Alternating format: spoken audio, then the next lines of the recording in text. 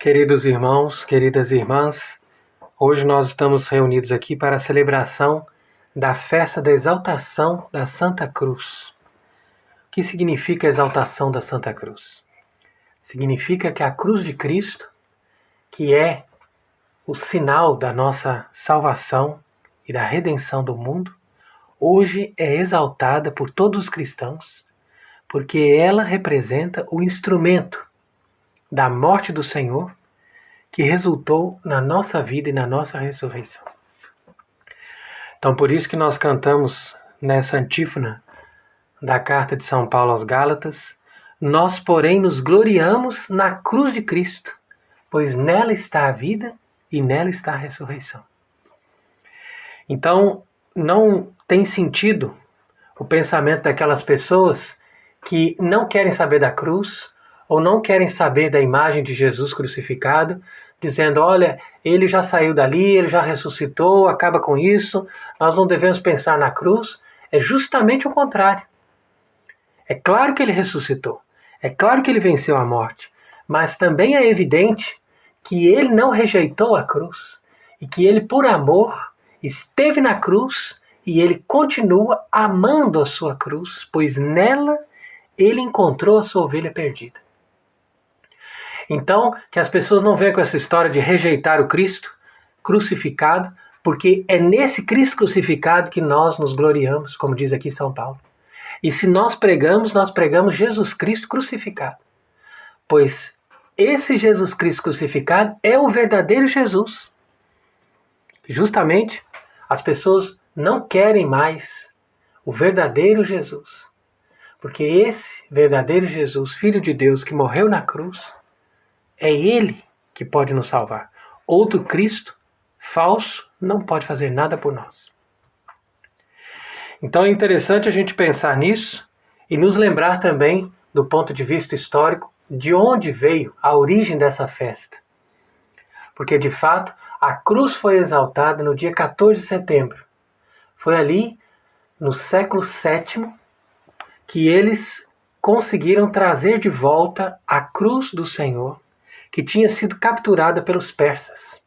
Então é um episódio muito interessante da nossa história, quando nós nos lembramos que a igreja, unida no mundo inteiro, a igreja no Ocidente, a igreja no Oriente, todos estavam mantendo uma só fé, um só batismo, e a igreja tinha um grande fervor.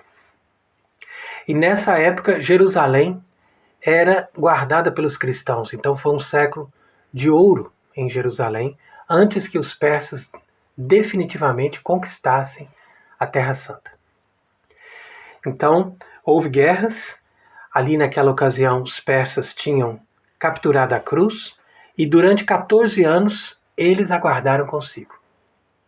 Porque a cruz já estava em Jerusalém desde o século IV, quando Santa Helena tinha encontrado a cruz e ela restaurou a cruz de Jesus e pediu para que ela fosse deixada no Calvário, para que as pessoas viessem fazer a adoração à Santa Cruz.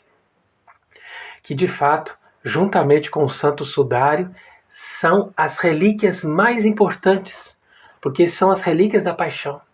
Juntamente com a coroa de espinhos também, que está aqui na França, e outros objetos preciosos do Senhor, nós devemos a veneração à Santa Cruz. Hoje em dia, a cruz foi transformada em muitos pedaços pequenos e há muitos lugares onde as pessoas conservam uma relíquia do Santo Lenho. Mas naquela época a cruz estava inteira. E a imperatriz Santa Helena tinha mandado colocar essa cruz lá no Calvário. Então as pessoas vinham, adoravam a cruz, tinham veneração pela cruz. Quando os persas entraram em Jerusalém, eles viram que aquela cruz era um sinal importante, e eles, por superstição, levaram para junto deles. Mas o imperador Heráclius, ele conseguiu vencer os persas e, como exigência daquela batalha que ele venceu, ele pediu para o rei dos persas, que era Cósroes, devolver a cruz para Jerusalém. Então, os persas trouxeram a cruz e eles, então, prepararam a entrada solene da cruz desde as portas da cidade até o Calvário. E estava previsto que o próprio imperador entrasse com a cruz, carregando a cruz nos ombros. Mas ele veio com seus adornos reais e ele não conseguiu. A cruz estava pesada demais e ele não conseguiu nem sequer dar um passo. Então, o patriarca de Jerusalém, chamado Zacarias, que era um homem muito santo, disse para o imperador: olha, experimenta tirar os adornos reais, experimenta tirar a coroa, tirar as pedras preciosas e tal, e venha só com uma túnica. E foi assim que fez Heraclius, obedecendo ao patriarca, e ele então, ao tomar a cruz, percebeu que ela estava muito mais leve. E assim ele conseguiu levar a cruz desde ali até o Monte Calvário, levando sobre si também a responsabilidade de ser um rei cristão, de ser um imperador. Porque naquela época o imperador bizantino era católico, como todos os reis cristãos, toda a cristandade, todos aqueles que levavam o nome de cristãos estavam unidos em torno da única igreja, em torno dessa unidade com o Papa. Então realmente é bonito nós lembrarmos disso e meditarmos sobre esse tempo glorioso do cristianismo. E quando eles conseguiram colocar a cruz de volta no Monte Calvário, então eles fizeram uma grande celebração. E aquele dia ficou conhecido como a exaltação da Santa Cruz. Porque todos celebraram com muitos louvores a vitória de Cristo na cruz e celebraram a volta da cruz que estava roubada pelos persas. Então a igreja aproveita essa ocasião para nos lembrar que é através da cruz que nós devemos alcançar a felicidade eterna.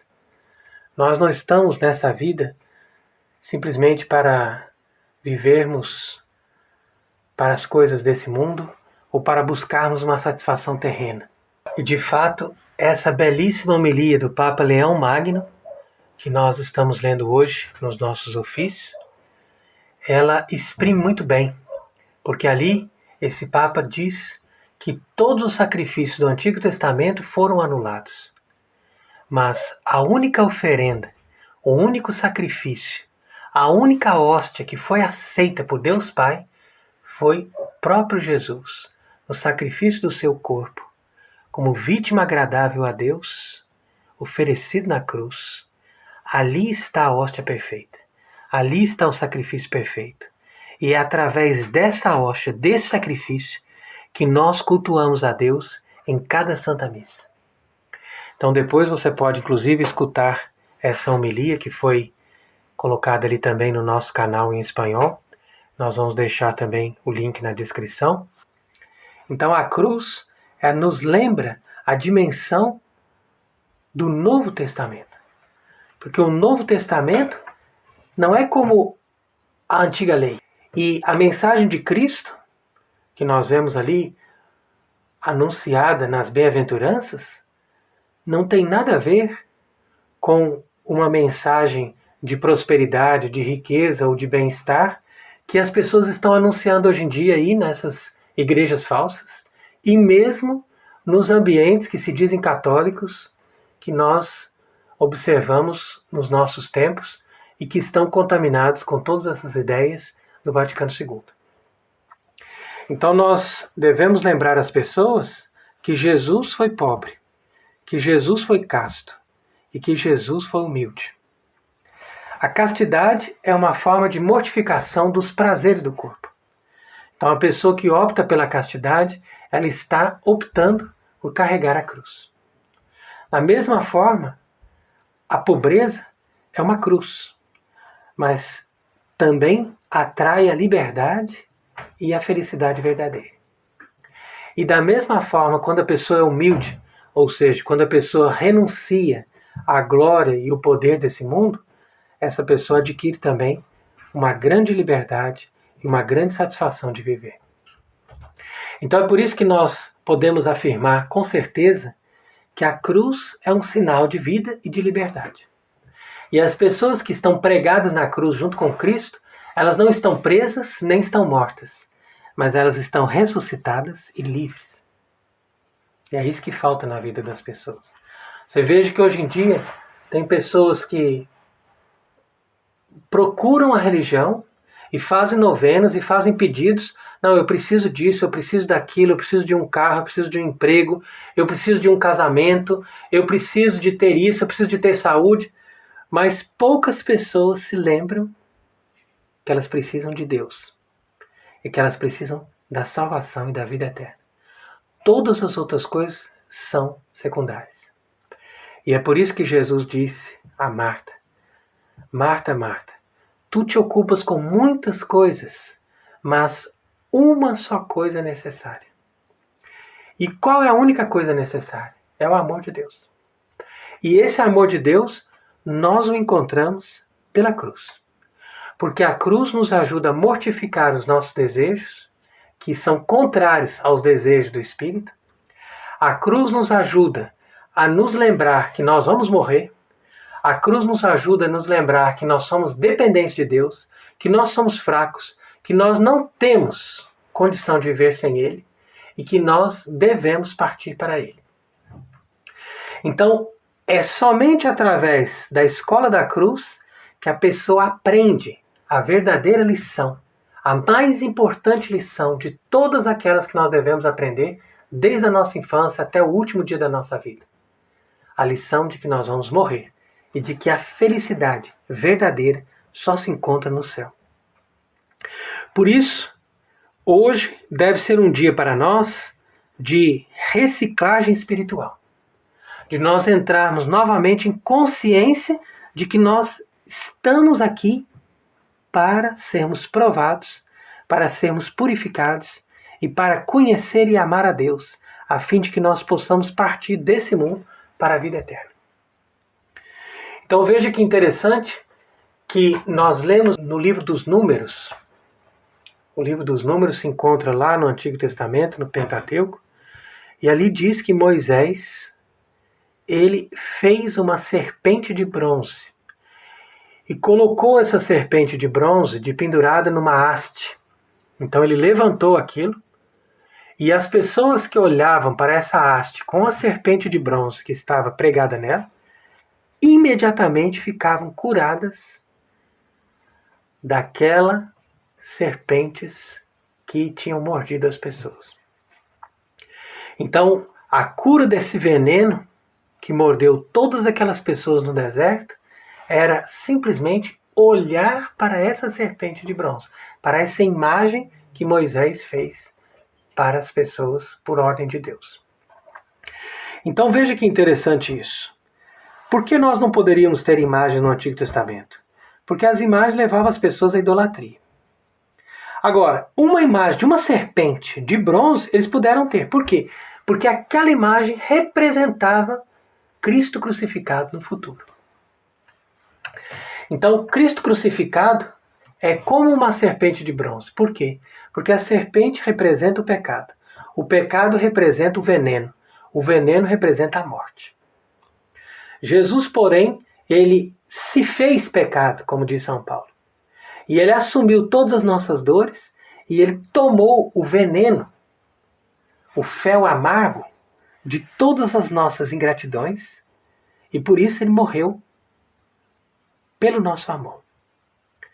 Então, quando nós olhamos para a imagem de Jesus crucificado, nós estamos sendo curados desse veneno. E nós estamos aprendendo a amar da forma como Jesus nos ama. A partir dali, nós encontramos o antídoto. E nós encontramos a vitória sobre a morte e a vida eterna. Então é isso que as pessoas têm que aprender. Porque o próprio Cristo explicou isso no Evangelho de São João, dizendo que assim como Moisés levantou a serpente no deserto, assim também deve ser levantado o Filho do Homem. Então o Filho do Homem foi exaltado, foi levantado, foi crucificado.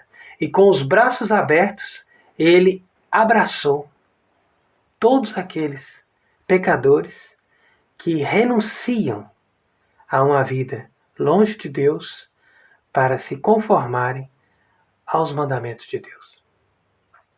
Então é por isso que nós devemos hoje exortar as pessoas a renunciar à mentalidade do Antigo Testamento. Porque a mentalidade do Antigo Testamento é o seguinte: Ah, não, eu faço as coisas que Deus me pede, Deus me abençoa. E eu vou ter uma vida boa nesse mundo. Ou então a pessoa diz, não, eu vou fazer novena, eu vou rezar, eu vou fazer isso, eu vou fazer aquilo, para eu alcançar as coisas que eu preciso para eu ser feliz nessa vida. E sendo que não é esse o propósito da religião, não é esse o propósito da nossa busca pelo Evangelho. Apesar de que Deus pode nos abençoar, sim, pode nos dar saúde, pode nos dar bênçãos, pode nos dar graças, pode nos dar casamento, pode nos dar um emprego bom, tudo isso Ele pode nos dar. Mas Ele também pode nos tirar. Ele também pode nos tirar a própria vida. Ele pode nos tirar tudo, mas Ele só não pode nos tirar a possibilidade de chegar até Ele. Então é para isso que serve a cruz.